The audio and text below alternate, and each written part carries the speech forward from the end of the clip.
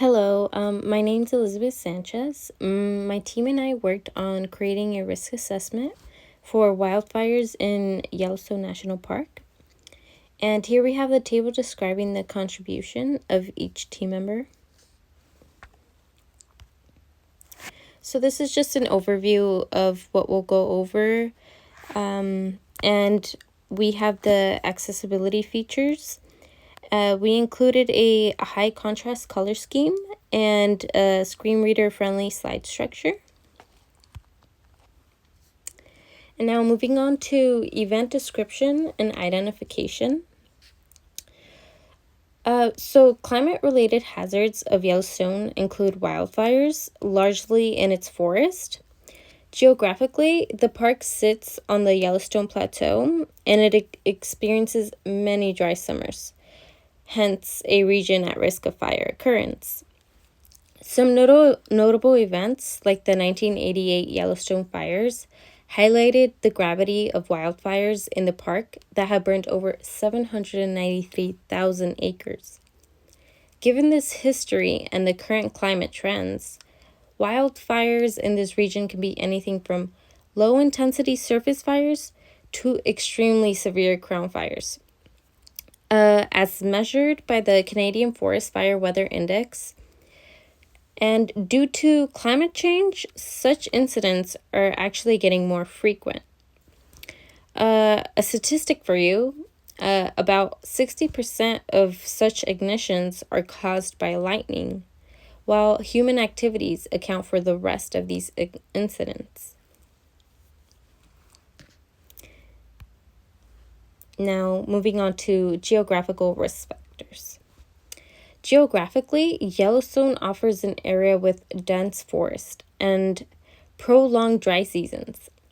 This can increase the potential for wildfires. The rugged terrain and large wilderness areas often make firefighting difficult and promote uncontrolled fire spread. Physically, high temperatures, strong winds, and low humidity are conditions that universally indicate a high level of potential wildfire. All of these factors make the threat of fire even higher toward the late summer season. Elevation and the very common geothermal features create unique microclimates fire behavior variables throughout the park.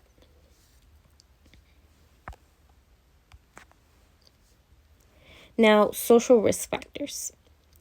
Wildfires in Yellowstone primarily affect tourists, the park employees, and the wildlife. Knowledge of these groups regarding this aspect varies. Extensive training is accorded to the park rangers, but visitors are likely to be informed only through brochures.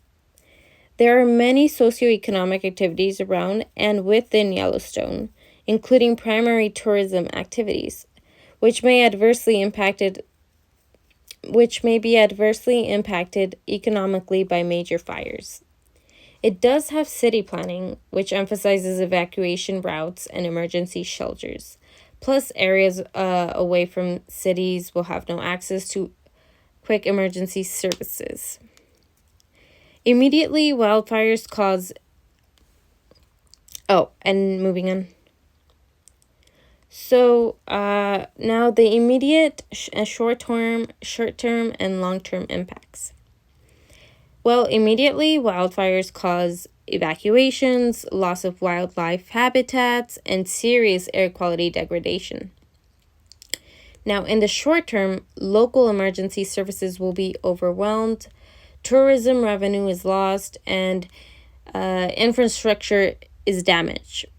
Historically, recovery phases emphasize long-term needs for ecological monitoring and restoration. Long-term, wildfires can redefine ecological balances. They also spur changes in public policy related to land management and climate adaptation strategies. It leaves lasting economic repercussions on tourism and the dynamics within local business. Response protocol. Well, fire management within Yellowstone involves both proactive and reactive programs. Emergency services respond response in terms of ground operations involves coordination between the park authorities and the federal firefighting teams. Aerial water bombers and ground crews are some of the much required equipment in these services. While this may be quite successful, budget coupled with resource allocations remains a continuing concern. Smaller scale fire incidences in the past are managed quite efficiently and add to the success of present protocols. Lastly, future planning recommendations. So for future resilience to wildfires in the Park of Yellowstone will require multi-scale planning with local and federal stakeholders. Most of these impacts can be reduced by increasing public education programs about risk, better infrastructure for responding to emergencies, and the use of new technologies for early detection. Recommendations should extend to state and national policymakers for funding management practices that are sustainable and to better prepare and educate the public about the role of wildfires in natural ecosystems. Partnering with existing organizations related to risk assessment, such as the ICS, will also provide better preparedness and response. And here are our citations. This helped develop our assessment. Thank you for your time.